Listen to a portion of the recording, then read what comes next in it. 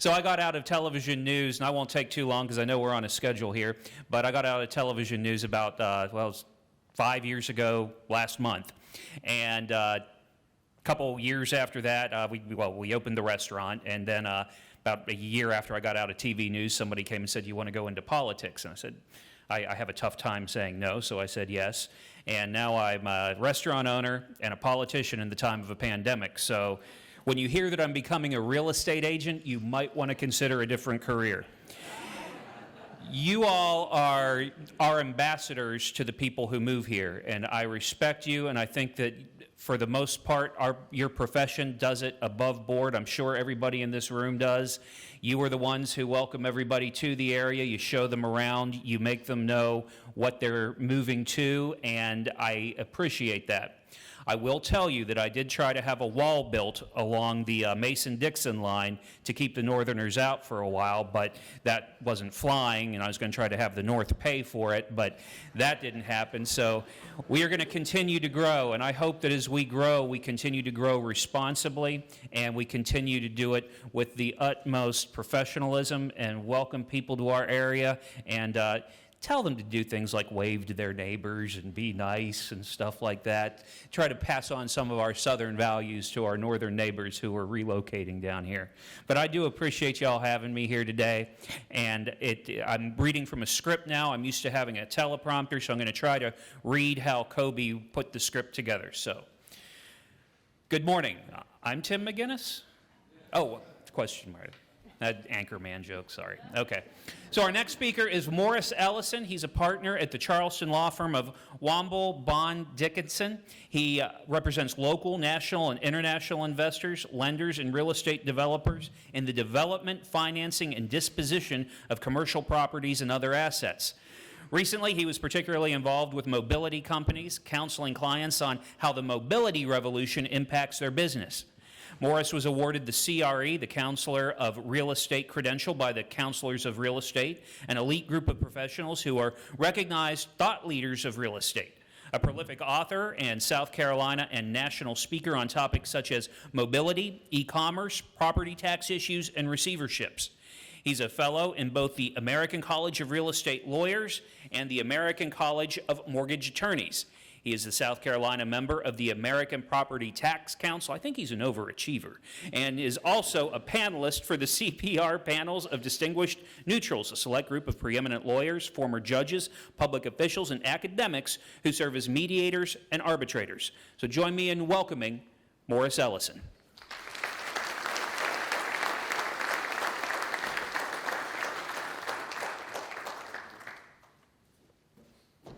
Tim, thank you very much. If y'all have trouble hearing me, please let me know.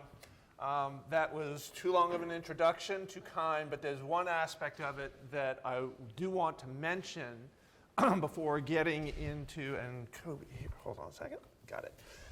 Before getting into the presentation, and if you have, and the way I do these things, if you have questions as I go, please ask them. I'm more than willing to take them. The law firm is actually an international law firm, and I am in charge of smart cities for the entire North American platform. So I do things, and I really, Tim, enjoyed your comments about people moving here, because I am from Charleston, but I was educated in the North, and I know what we're dealing with. Came back here, and this morning, I left Charleston, I thought at the right time, about 6:30 this morning, and there was a huge accident in Georgetown, and this is up here for a reason, and it's not because I wanted to wrap it around the head of the guy who was driving that car. He did wrap the car around the bridge, which was pretty bad. It was a pretty bad accident. So again, if you have questions as we go, I also want to get a little bit outside of the introduction, because if you're, how many people here are familiar with the term confirmation bias? Raise your hand. Okay, a few.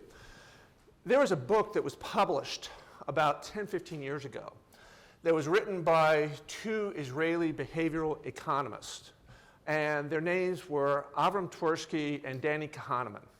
And they talk about how everybody in this room, me included, has a bias. And more than one. We have biases with what we're thinking. And what's happening now is computers and artificial intelligence can sometimes get through that bias. And it's sometimes quite frightening what AI can predict. And e-commerce and commerce generally are using artificial intelligence to predict things about us that we don't know about ourselves. I am not a retail analyst. I don't spend my time doing all that. I do represent and work with a lot of people who are in the economic development world. I represent a lot of people who are in the real estate world. And I represent a lot of small businesses, also large businesses coming into South Carolina. And we are seeing economically, in my opinion, a fundamental shift, but it didn't begin with COVID. It goes back a long ways. So if I can get this right, hopefully. Here we go. Let's talk about small business. If you're in small business, particularly in retail, what are your costs of doing business? What are the things you have to worry about? And the first thing you have to worry about is your cost of goods and your inventory.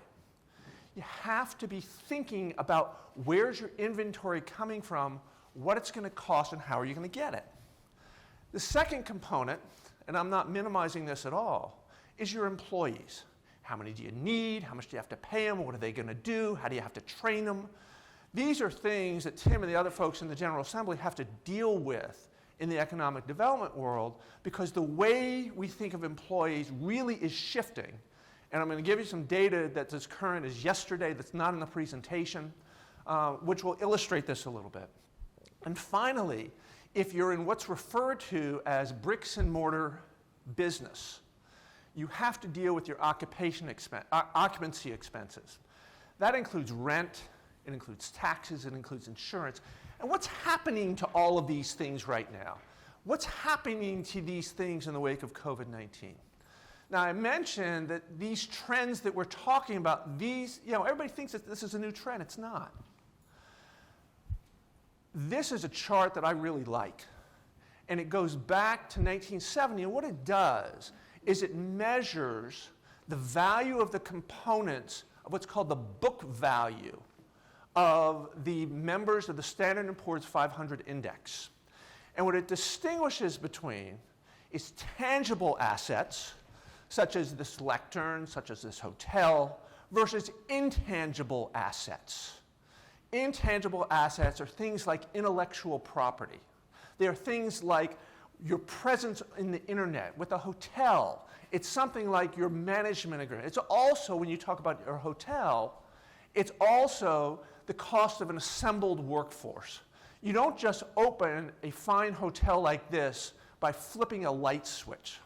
A number of years ago, I was given a talk in Houston talking about something that is now out of favor called docominiums.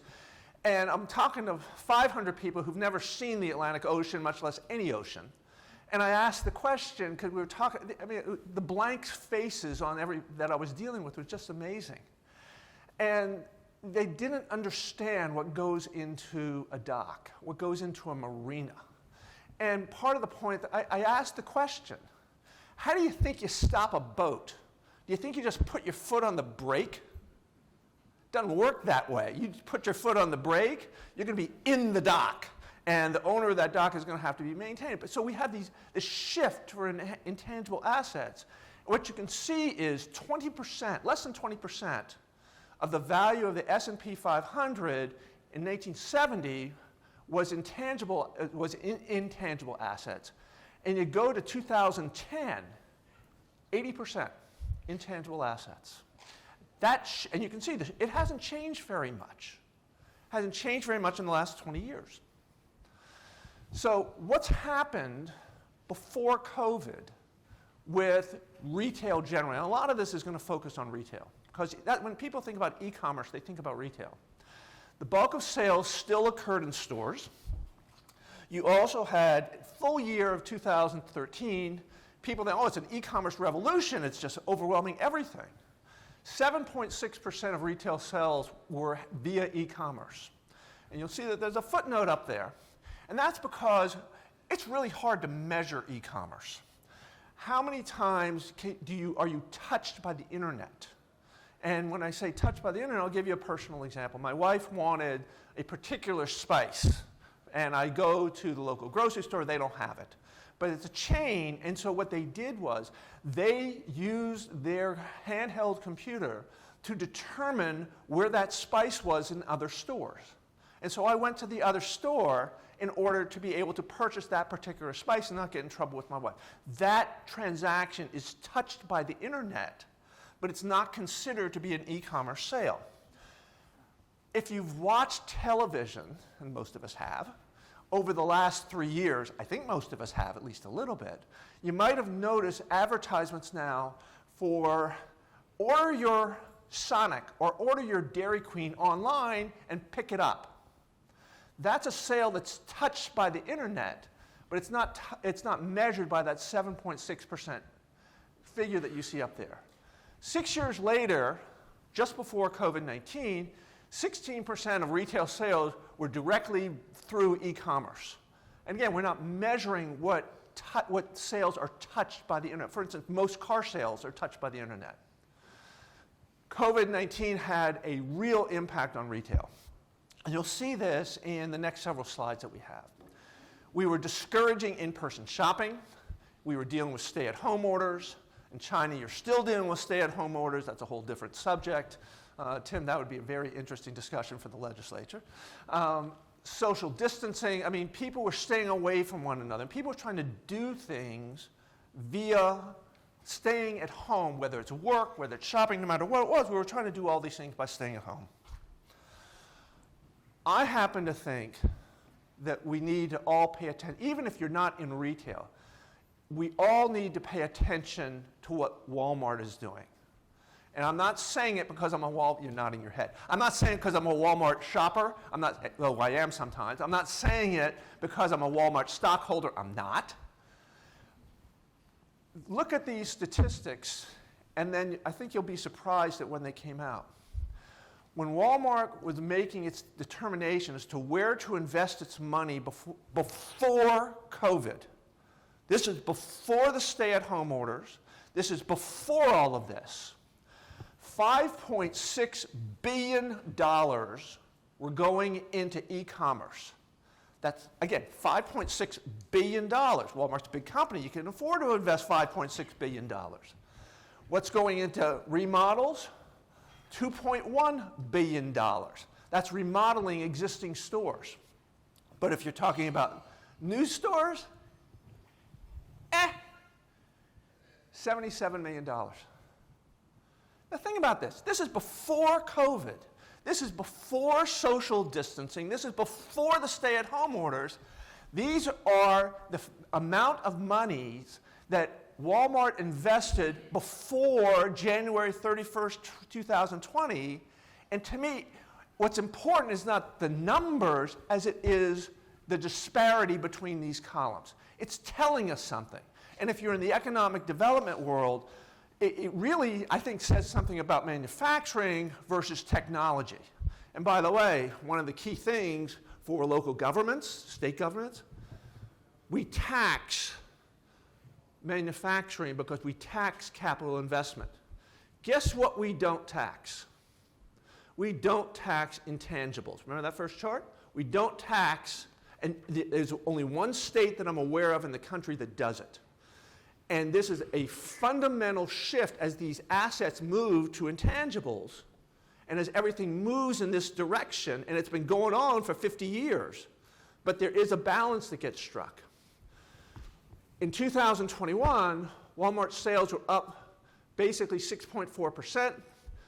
The digital growth in the fourth quarter of 2020 was up 70%. And that was a direct result of COVID. But it'll be very interesting to see what happens in 2021, because in 2021, what was the digital growth up? 1%. 70%? 1%. I think I can go back. But they're investing all their money into e-commerce. How come? Interesting question. The supply chain costs, nobody thought about supply chains, I mean, really thought about them, before 2021. It was something that wasn't in people's lexicon. It wasn't something that people talked about. Walmart, which has the money, spent over $400 million beyond their expectations on supply chain in the fourth quarter alone. That's a big number. South Carolina benefited from that in part because of the huge Walmart distribution center that opened in Charleston in order to be near the Port of Charleston. That distribution center opened in 2021, and they are just tonning it. But again, $400 million. Amazon, when people think of e-commerce, people think about Amazon. What did they say about their fourth quarter 2021? As expected, over the holidays, we saw higher costs driven by labor and supply shortages and inflationary pressures. These issues persisted into the first quarter of 2022 as a result of Omicron. And to give you a little hint of things to come, how many people, and be honest, actually started thinking about Christmas shopping this year, not on Thanksgiving, but in October? Raise your hand. Anybody? Oh, some. Come on. Think about that. People were worried about being able to get what they wanted in the fourth quarter, in part because of supply chain issues. Best Buy, Target, and Walmart, again, we're talking about these huge players in the retail industry. They saw unprecedented supply chain turmoil for both Walmart and Target in the fourth quarter of 2021, but they had the scale and they had the financial resources to absorb them. Best Buy, as big as it is, didn't have and doesn't have the financial resources to deal with it. Their sales fell 2.3% in the fourth quarter of 2021. And Walmart and Target started using availability and inventory as a sales tool. 3 years ago, everybody was talking about, oh, well, we have to have just-in-time inventory. It's not just-in-time anymore. It's just in case. That's a big, big difference for anybody who's in retail. Target, in the fourth quarter, they hired huge numbers of people in order to deal with the supply chain. Their containers containers to go on the ships, I'm sorry. The containers that they were trying to bring into Los Angeles, Long Beach, they ended up buying their own containers. They increased their night pickups. They ran their own supply chain 24 hours a day. But yet in 2022, because they've got the inventory, they've announced plans to add 30 new stores. And to get a little ahead of the game, 2 days ago, Walmart made a really interesting announcement. Walmart, in 2021, Amazon and Walmart both hired over 100,000 new employees. Walmart's announcement 2 days ago, between now and April 30th, they're planning on adding at least 50,000 employees. You're shaking your head. That's a lot of people. That's a lot of people. But you know what's more interesting? They did not announce what those people, everybody thinks that you work for Walmart. I'm not trying to be pejorative, but it makes the point. You think about the greeters or the stockers. You're thinking about low-income jobs. Walmart did not say what they were hiring these people to do. It's a very interesting aspect of the announcement. Very interesting, and we'll get there in a couple of minutes. So, e-commerce volume, in the fourth quarter, in the second quarter of 2020, grew 32% year over year. And in-store sales, again, the focus here is on retail. They plummeted in the second quarter, but you're going to be very interested. What do you think happened in the third quarter of 2020? E-commerce goes skyrocketing. Bricks and mortar store sales go plummeting. You can see by the chart, that illustrates we're going on a steady pace, but you get, and in second quarter, 32% gap. It actually went down in the third quarter of 2020. This is e-commerce sales by total volume in 2020 going through the third quarter. Again, you can see that difference. It actually decreases a little bit. In-store sales, what happened?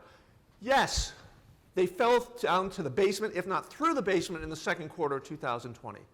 But what happens in the third quarter? They're back up, way back up. In fact, they're up so much, they're up to a record. So if you're in bricks and mortar retail, in the third quarter of 2020, when people are starting to go back into stores, people are going back. They're not staying on the internet. They're actually going back to the stores. And the question, if you're in this business, why? What do I need to do to make myself more attractive? And we'll talk about that a little bit. These are the 2021 sales. In the fourth quarter of 2000, now why is the fourth quarter always so important? It's so important to retail because of Christmas, because of the holiday sales. That's when you tell how you're really doing.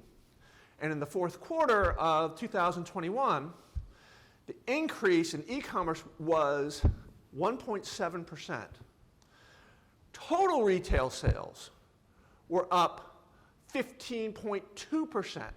So if it's not going to e-commerce, where are the retail sales going in the fourth quarter of 2021? Hint, there's only one alternative. That alternative is bricks and mortar retail. But again, ask the question, are the sales still touched by the internet? What do you need to do if you're in the business in order to, frankly, stay in business? This is a slide of the Port of Charleston that was taken about, I guess it was made about 3 months ago. And this is what this is really doing up here. We have 4 kids. Every one of them hates golf. They don't dislike it. They hate golf. Until our youngest, about 1.5 years ago, decided that maybe he should try it. I'm a real competitive person, and I wasn't going to play with 50-year-old clubs.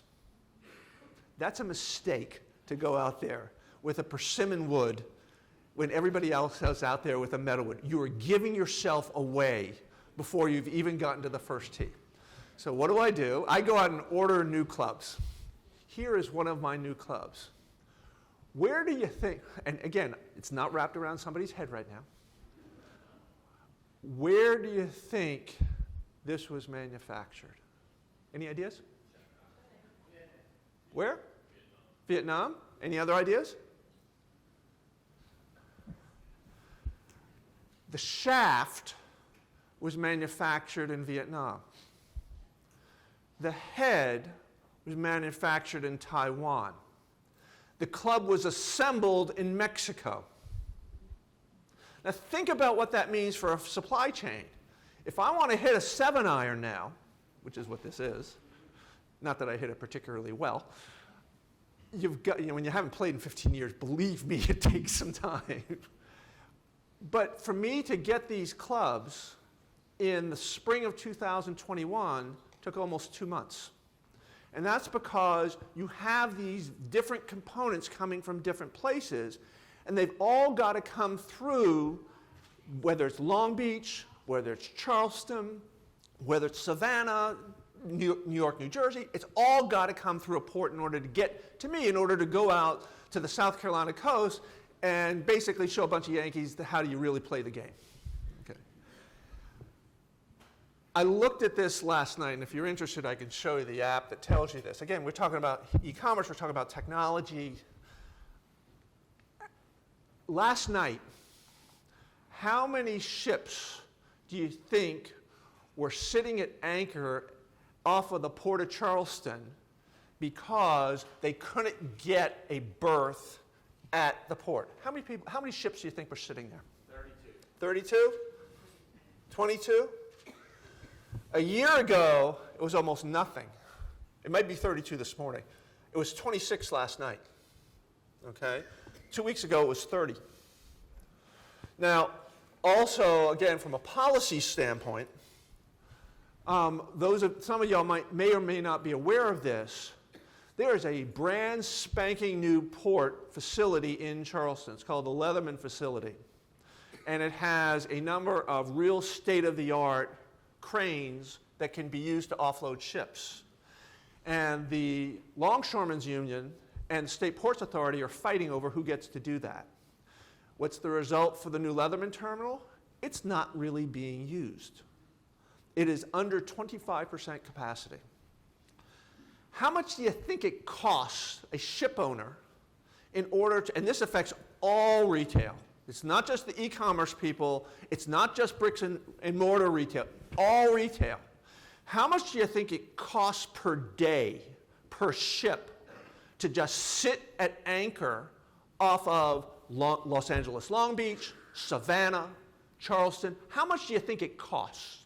And the answer is minimum, $20,000 a day. Some of those ships are staying off the coast, just sitting there, because they got to get in line for 10 days or more. Oh my gosh, Los Angeles, Long Beach is worth. Now let's think about this from the policymaker standpoint, okay?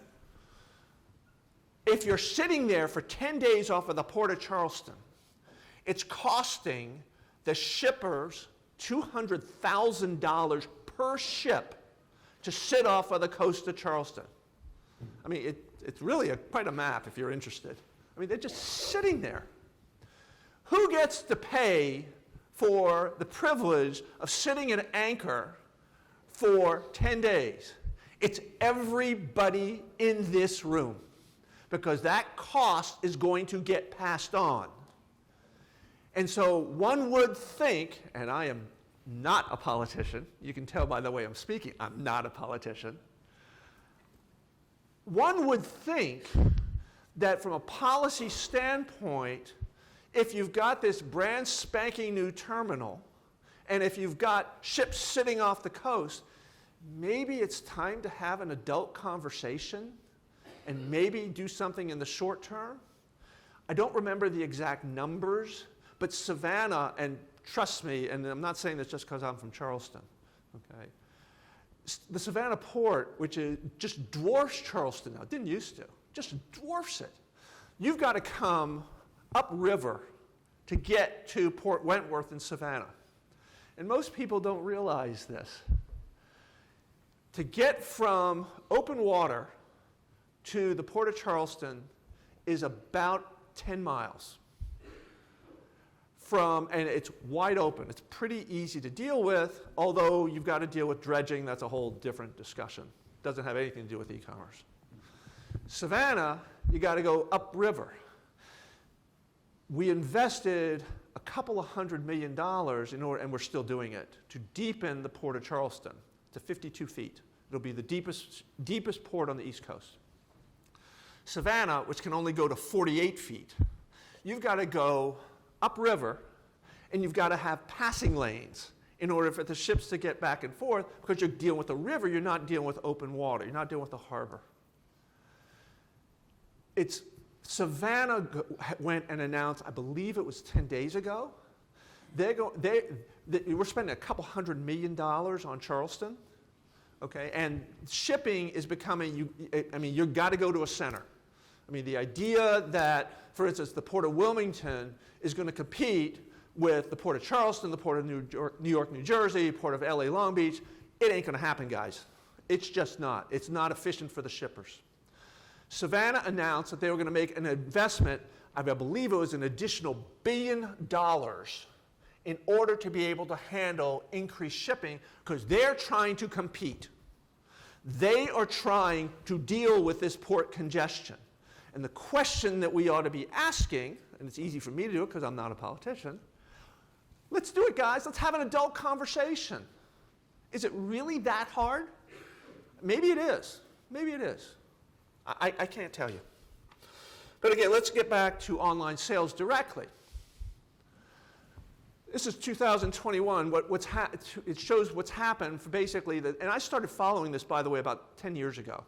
And the reason I started following is because I represent a lot of real estate owners who own shops. And again, I also do a lot in the economic development world. And I represent a lot of businesses that are looking to come to the Port of Charleston and to the state of South Carolina. I digress, because the inland ports that we now have in Dillon and in Greenville have made a huge difference.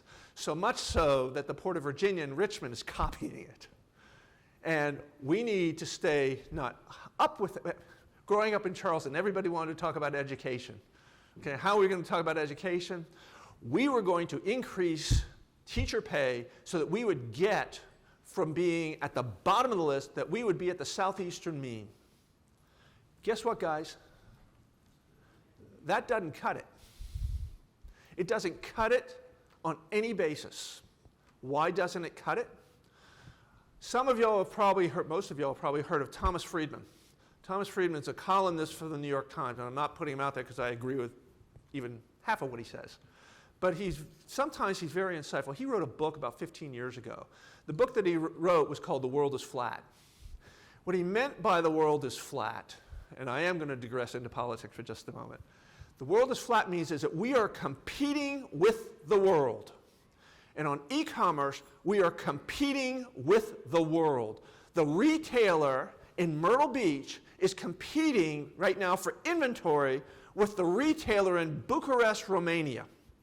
That competition is worldwide because we went in part to just-in-time inventory as opposed to just-in-case. It's not just because things were offshore, it's we are competing with the world. And if you're in technology, for instance, and this is one of the points that I've tried to make, we have to realize that we're not competing to the southeastern mean, we are competing with the world. If we are going to be involved with e-commerce, and we necessarily are, we are competing with the world. We need to be looking at training our workforce to compete with the world. When you represent technology companies, you see this. If your technology, there's no geographic boundary on the technology. There's none. The technology is competing across the world. I mean, dealing with today, I was, not when I was driving, I want that to be clear, I was texting Kobe when I got to the stoplights, not when I was driving, because I was worried about being late, and I was late. But I had Waze. How many people in this room have Waze? Yeah? Okay. Waze, if you don't have it, is a marvelous technology, and it measures traffic in real time. Waze competes with the world. When I have traveled overseas, and Rob was talking about being in Poland, when I was in Estonia, I was using Waze. I mean, it's a technology that you use everywhere. When you're in e-commerce, you're competing everywhere. Whether you're a manufacturer in South Carolina, you need to be, and we have huge advantages here. I mean, just huge advantages. We need to be marketing those advantages in e-commerce or wherever it is in order to compete with the world. U.S. commerce generally, if you take a look at it compared to pre-pandemic to pandemic periods, okay, year-over-year growth has slowed, but again, most of the slowdown in the growth has been in e-commerce, not in bricks and mortar sales. There was a study done in 2018 that showed that 90% of surveyed shoppers said that high shipping fees and home delivery lasting more than 2 days would, shall we say, deter an online purchase. Okay, people don't want to wait. We have limited patience. We want our goods. We want it now. What was the game changer in all this? Anybody know? The game changer was Amazon Prime. Complete game changer. Pay, what, $100 basically to be a member? I'm not even talking about the video stuff, okay? You get, if they have it in inventory, again, remember that first slide? What does retail have to, everybody has to deal with availability of inventory. Everybody has to deal with cost of inventory, including Walmart, including Amazon. If they can get the inventory, and if they can get that inventory to you, the shopper, in less than 2 days, that's a huge advantage. And let's talk about it from the beach perspective for a moment. Family comes in to have a week vacation at the beach coming in from Greenville. They only bring 3 beach towels. Okay? I know, mistake. Big mistake. Where can they get the additional beach towels? Think about it. Yeah? And guess what? A lot of these beach shops, and I've worked with a bunch of them, trust me, different mentality. Oh yeah, oh yeah. They're competing with Amazon because if a consumer comes to the beach with only 3 towels, needs three more towels, okay? And if they can get the towels, because you're talking about a fungible good, you know, if they can get it 30% cheaper the next day on Amazon, a lot of people are going to order it online. So the bricks and mortar beach towel locations are competing with Amazon. And they don't like it one little bit. And I don't blame them. Because the local person, remember those costs? Not only is it inventory, the local person also has the occupancy expenses. The local person has probably higher employee expenses. Not necessarily, probably. But we have to figure out how we're going to compete. Because, again, it's a world economy. It is not just Myrtle Beach. It is not just Conway. It is not just Surfside. It's the world. Oh, and by the way, we talked about that Walmart investment in 2020. The big investment that Walmart made, I didn't tell you this, was in something called Walmart Plus. What was Walmart Plus designed to do? It was designed to compete with Amazon. And the idea was that not only would Walmart get you by going into the stores, they'll get you online. Okay? And Walmart Plus was designed to compete with Amazon's delivery. And oh, by the way, when we talk about the advantages that the big boys have, okay, what happened in February of 2022? Amazon increased the cost of membership to Amazon Prime by basically $10 to $15. And there is nary a blip in the number of people who are members of Amazon Prime because they want that convenience. They want the ability to get the fungible objects. There's a concept in retail now called omnichannel marketing. And it's real important. And what it's doing is it's tying together bricks and mortar stores with the web and even mobile. And it's getting to the consumers who are using their smartphones and their tablets more. And there's an increased comfort with web shopping. When we talk about e-commerce, people, I talked about restaurants, which, trust me, isn't measured. I don't think it's measured. But the following I know isn't measured. Banking. If you're in banking, and it's really interesting watching this right now, do you have to go into a branch? Oh, no. Most banks are closing their branches, but not everybody. Chase has entered the Charleston market. Chase has entered it, and the Greenville too. I don't know if they're in Myrtle Beach yet. Maybe they are. If they aren't, they're going to be. And I just happen to know the Charleston numbers better. Chase has opened, and they've paid a fortune for it. 10 new locations in the Charleston market, and I don't know what, it's approximately the same in Greenville.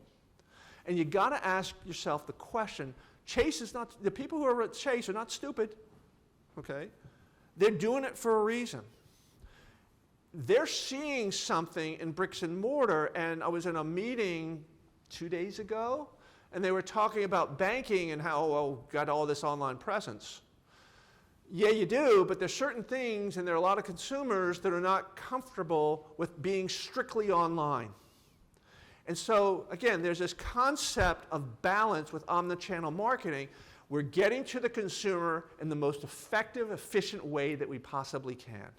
And if we're in retail, or if we're in commerce generally, not just in e-commerce, how do we get to the marketplace?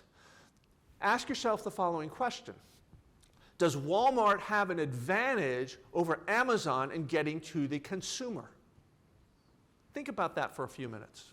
And I'll try to answer it again from my perspective. So, you own the towel shop. You want to go into e-commerce. You want to compete on the web. What do? I'm going to post a website. Are you in e-commerce? No, not really. Why not? That's not getting your sales. Just having a website doesn't do it. There are these companies that are out there. Again, remember how we talked very early on about the importance of intangibles. And if you're a lender, you really need to pay attention to this. You might have heard of Shopify. Shopify is a program that is used by people who are in the e-commerce business to manage their inventory, make their sales, and basically really get you so you can make a sale online. A company called Avalara. Now, most of y'all have probably never heard of Avalara. Again, we're talking about it. Part of this seminar is talking about policy, so let's talk about policy for a moment. What was one of the huge advantages that Amazon and the other e-commerce retailers had when they first started going online? One of the huge advantages was they weren't paying sales tax. They weren't paying any sales tax. And how do you grab that sales tax? Well, you're dealing with a lawyer, guys. In 2018, the United States Supreme Court in the Wayfair decision said that states and local governments could, in fact, impose sales taxes on Amazon sales. So if you're in a jewelry store, okay, and you're trying to compete, again, with, I won't be sexist, with the big girls. You're trying to compete with the big girls. No, I'm not doing it because it's jewelry. Okay, it's just changing it up now. If you have Shopify, you can make the sales. But if you're making, how many sales, if you are located in Georgetown, South Carolina, and you have an online presence, you're making your online sale because you're running on Shopify and you're able to compete, or you're an antique dealer in Charleston or Sumter, you got to pay that sales tax. How many sales do you think, and you're lucky, you're making a sale in Washington State. How many sales on an annual basis do you think you're making in Washington State? I would venture to say not too many. What Avalara does is Avalara helps you determine how much sales tax to pay wherever you're making your sales. It's looking at, the concept's called point of sale. It's looking at how that jurisdiction is measuring the sale based on how you're shipping. And that's going to become important in just a moment. But Avalara lets you do that. So again, we're talking about how you've got this huge migration into intangibles. And you're trying to strike this balance on e-commerce versus bricks and mortar. And it's a hard thing to do, and people are still working at it. So what we saw a year and a half ago is we saw new companies enter into the delivery business. Because just because you make the sale doesn't mean you're there. You still have to deliver the product. And delivering the product doesn't mean that it's sitting at the Myrtle Beach airport. It doesn't mean that. You've got to get it to the consumer. It was fascinating if you looked at Black Friday in 2020. Again, in some ways, we're at the height of COVID-19. Foot traffic to physical stores decreased by 48%. But spending per customer in those stores increased by more than 36%. As my youngest used to say, how can that be? How can that be? Well, the reason can be is because you have more purposeful shoppers. What you have is you've got people who are going online first and doing their research. If you're buying a car and you're not going on, I'm not saying buying the car online, but if you're not doing your research online, you've got to have, if you're a car dealership, you've got to have more than just a presence online. You've got to be using something like Shopify, whatever, in order to be able to have omnichannel marketing so you're getting to the consumer wherever the consumer happens to be. Black Friday, again, historically the biggest retail day of the year. In 2020, sales were up 22% from 2019. On so-called Cyber Monday in 2020, they were up 15%. Remember that slide, though, early on. What happened to e-commerce sales in 2021? They're only up 1%. So what's happening? Maybe, again, I'm not an analyst, maybe the migration to online isn't, pardon the expression, a whole hog.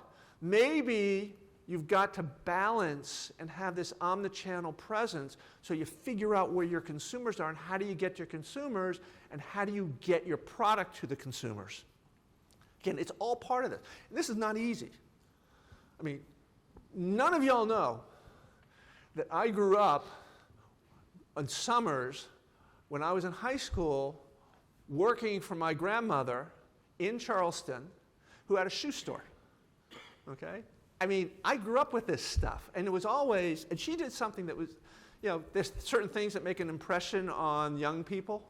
She did some things that really made an impression on me. One of the things she did that always made an impression on me, she would spend her Sunday evenings, okay, she would spend her Sunday 3 minutes? I thought I had till 10:15. Okay, so much, I'm gonna have to fly. She would spend her, I'm sorry? Oh, y'all tell me, you just give me the hook whenever. Okay. She would spend her time Sunday evenings writing letters to brides in order to sell shoes to brides because she wanted to get to the consumer. Made an impression on me. You got to get to the consumers. Okay, again, Black Friday 2021, however, e-commerce is way down, but sales are way up. And again, I think what you're seeing is more purposeful shopping. BOPIS, B-O-P-I-S, is there a drone in your future? You got to get the product to your customers. And what part of this is about is blending the online and the in-store consumer engagement in order to deliver the goods. And you saw a huge increase in 2020 in the number of messengers. BOPIS stands for Buy Online, Pick Up in Store. And again, we have that 2018 study. Curbside pickup in 2020 increased 52%, which means that these are sales taking place on the internet, but you've got to get the goods to your consumer. There are issues, however, with curbside pickup. If you are in bricks and mortar retail and you're trying to deliver it out of your store, you've got to worry about whether the restrictive covenants on the mall, for instance, prohibit you from setting up a delivery point at the mall or at the shopping center. In addition, a lot of the restrictive covenants limit the rights to use the common space. There are less restrictions available to anchor stores, but also a lot of rent is based on sales. Hard to measure now. We're still trying to figure it out. In the in the United Kingdom, this is not new, and they've come up with different ways of measuring it. So again, the challenges, in part, and I'm not done, are inventory availability, rent, basic occupancy expenses, insurance, which has gone up, enterprise software, QuickBooks, what do you have to actually run your business? All of this is intangible. You have ad valorem property taxes, and government gets pressed because you're only supposed to tax tangible assets. These intangibles aren't getting taxed. And as we strike this balance, how do you deal with this? I mean, we're still trying to find this balance. And then you have common area maintenance expenses. This talks about some of the property taxes. Again, one of the challenges in COVID is what's the applicable valuation date? If your valuation date was December 31st, 2019, as it was in some counties, values are way up. If you're in retail and office, December 31st, 2020, values are way down. It impacts the bottom line. For instance, the counties or the cities, we haven't really seen that right now. The reason why we haven't seen it right now is because most government is flush with cash, but query what happens when all this federal money runs out. Nobody's talking about that. Clouds on the horizon. Increased labor costs. Remember those costs that we have if we're in retail? Well, as recently as this month, and some of y'all are familiar with REI. REI is a retailer. In New York, they voted to unionize. Who'd have thunk that we'd have unions in retail stores? They're not the only ones, by the way. Unionization votes have been scheduled in Amazon warehouses in Alabama and Staten Island. The one in Alabama is highly contentious. And in late February 2022, Target announced that they were increasing starting hourly pay from $15 an hour to a range between $15 and $24 an hour. And they lowered the minimum requirement for health benefits from 20 hours a week. I'm sorry, they lowered it from, actually that's wrong. It's from 20, they lowered it from 25 to 20. Remember we talked about Walmart's announcement 2 days ago? It didn't make it in the slide presentation? Not only did they not announce what they were hiring the people to do, they didn't announce what they were going to pay them. And if you're a mom and pop retailer, you got to compete. And you got to compete for your cost of labor. If the wage rates are going up like this, when I worked for my grandmother, I got paid minimum wage. And the minimum wage was not $8 an hour. I remember when it cleared $2 an hour, which gives you an idea of how old I am. It was a big deal to me. It allowed me to buy a water ski. But that's a different story. We are all competing, whether we like it or not, and it's not just retail, it's not just e-commerce. We are all competing with people literally all over the world. We're in a world economy. You're seeing it right now, and this gets a little bit political. You can see the world economy on display actually in the Ukraine right now. Where's all the weaponry coming that the Ukrainians are getting? It is not coming from Kiev. When I was in Estonia a couple years ago, I mean, they're scared to death of the Russians. Trust me. But they're worried about, and one of the things that I haven't mentioned, again, when we talk about what we're competing with, think about it for a moment. I've talked about employee costs. I've talked about cost of goods. I've talked about inventory. I've talked about occupancy expense. What haven't I talked about that is a huge issue for all of us, not just whether we're in e-commerce or not? What haven't I talked about? That's also an increased cost that we're all having to deal with. There's something else. Cyber. Let me tell you how bad this is, okay? The bad guys now have the ability, and I'm not making this up, okay, if they can get the routing number of the bank, and if they can get your account number, think about where that is. It's on every check that you write. If they can get that, they have the ability to hack into your account online and pay their utility bills. And I am not making that up. I am aware of a situation where that's happened. So if you're in retail, or if you're in business generally, cost of cyber is going to go way up. We're just starting to see it. And one of the things, and this data is in my head, I wasn't planning on going into this level of detail, but I still have 2 minutes. Again, from a policy standpoint, I was at the month before, I was at a cyber conference in Israel. And the big talk at that cyber conference was getting labor. Remember, you're in e-commerce or commerce generally, you've got to deal with that labor. The average starting salary for somebody in cyber in South Carolina, how much do you think that is? 2019. How much do you think, if you went into cyber straight out of a cyber program, how much do you think the average starting salary was? 34,000? Any other guesses? 84. $84,000 a year. And as of February of 2020, which is when I looked at the data because I was at the meeting, how many open cyber jobs do you think there were in South Carolina? Over 5,000. Think about that.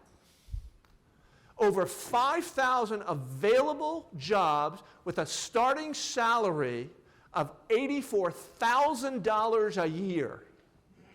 And that's e-commerce jobs too, because we got to protect everything. I mean, we're competing with the world, and we need to be training our workers to compete with the world, and we need to realize that and stop trying to build, and I apologize, Tim, okay, I'm not picking on the Yankees. Again, I went to school up there, okay?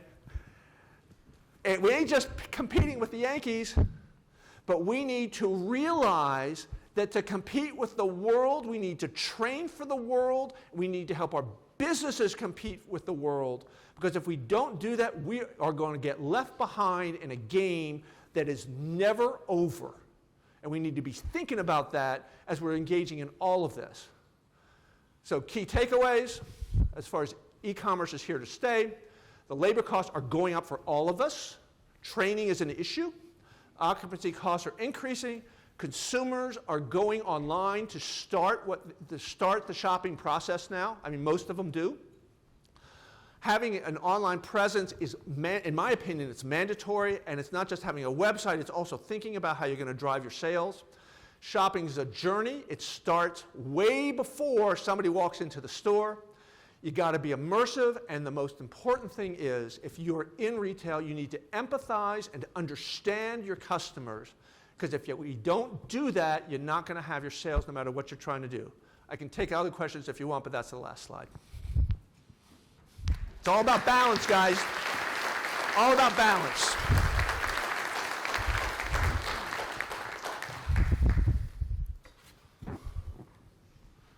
Sure. Thank you. All right, thank you very much, Morris. That was fascinating. I'd like to learn what he thinks about I-73 and the Google hub that's going to be built off the coast, but I don't think today because we're supposed to get out of here in a couple hours. So, Morris, thank you very much. Thank you for not attacking me with the golf club.